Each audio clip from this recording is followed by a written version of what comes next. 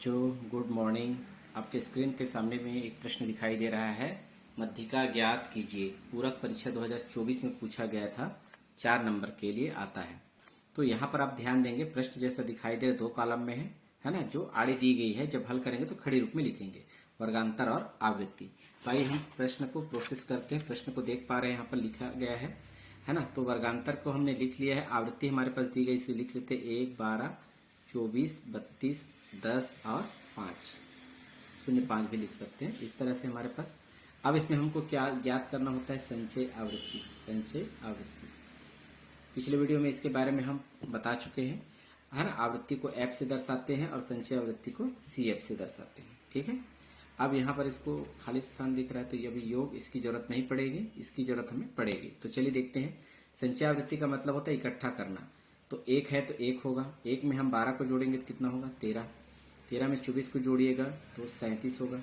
37 में 32 को जोड़ेंगे तो 7 2 9 और 3 3 6, है ना। 69, 69 में 10 जोड़ेंगे तो 89 होगा, और 4 5 जोड़ेंगे तो कितना होगा, 84। अंतिम पद क्या है, 84, अर्थात इसका योग 84 के बराबर होगा।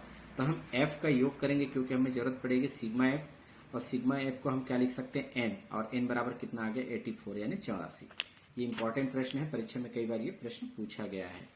तो इस तरह से हमारे पास इसकी वैल्यू आ गई। तो यहाँ पर हम इसको किस तरह से सॉल्व करेंगे, देखते जाइएगा। यहाँ m बराबर, m क्या चीज है, मध्य बिंदु है ना। इसके बराबर होता है n/2। तो n का मान हमारे पास आ चुका है, 84 दिखाई दे रहा है, यानी 84 का हम आधा करेंगे तो कितना आएगा हमारे पास, 42 आएगा। काटेंगे, 2 एकम 2 चौका 8, 2 दूनी 4, 42 आ गया। तो 42 किस में शामिल होगा, संचय आवृत्ति में देखेंगे, 1 में नहीं होगा, है ना, 13 में नहीं होगा, 37 में नहीं होगा, 69 में शामिल होगा, है ना। ये जो 42 है ये किसके अंतर्गत आएगा, 69 के अंतर्गत आएगा। इसको मैं घेरा कर देता हूँ। इसके सामने वाला अंक क्या है, 32 फ्रीक्वेंसी होगा, यानी एफ का मान होगा ये, और इसकी सीमा क्या होगी, 30 से 40, यानी हमारा उत्तर 30 और 40 के बीच में आएगा। तो यहाँ पर जो है सी एफ जो फार्मूला है, उसमें ये वाला जो पूर्व मान होता है संचय आवृत्ति का, सी एफ का मान, है ना, जो डाटा है उसके पहले वाले मान को सी एफ के रूप में लिखते हैं। तो ये सी एफ की जगह 37 होगा।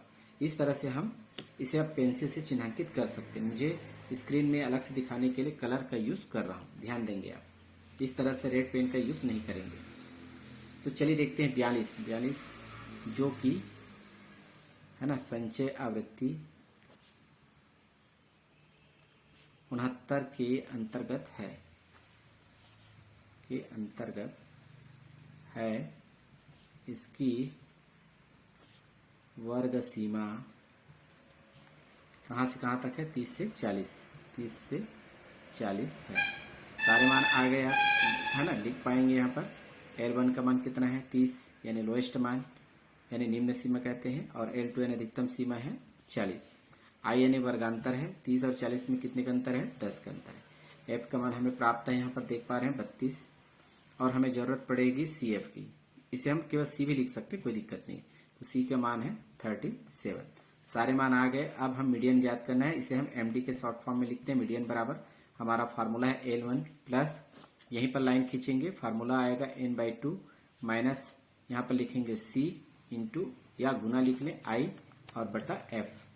इस तरह से कंटिन्यू प्रोसेस करेंगे। L1 का मान क्या है, 30 धन, लाइन खींचे, n/2 का मान हम निकाल चुके हैं, देखेंगे n/2 यानी, है ना, 84/2, तो कितना आया था, 42। तो हम सीधे सीधे यहाँ पे 42 लिख सकते हैं। ऋण सी का मान देखकर लिखेंगे, हमारे पास सी का मान कितना है, 37 है, और गुना आई का मान कितना है, 10। नीचे में एफ का मान देखेंगे तो 32 यानी 32 है। इस प्रकार से मध्यिका का आगे प्रोसेस करेंगे तो 30 तो रहेगा ही, प्लस लाइन खींचे, 42 में 37 आप आसानी से घटा सकते हैं, 5 बचेगा, गुना 10/32। 10 और 32 में कुछ अंक कम हो जाएंगे, 2 से कम होगा, 2 पंचे 10 और 2 एकम 2, 1 बचेगा यानी 12, 2 छक्के 12। तो यहाँ पर हमारे पास वैल्यू बचेगा 30 धन 5 गुना 5 25 और बटा 16। ये कैंसिल नहीं होगा तो आपको भाग देना पड़ेगा। तो हम यहाँ पे साइड में एक काम करते हैं, रफ कार्य कर लेते हैं, ठीक है।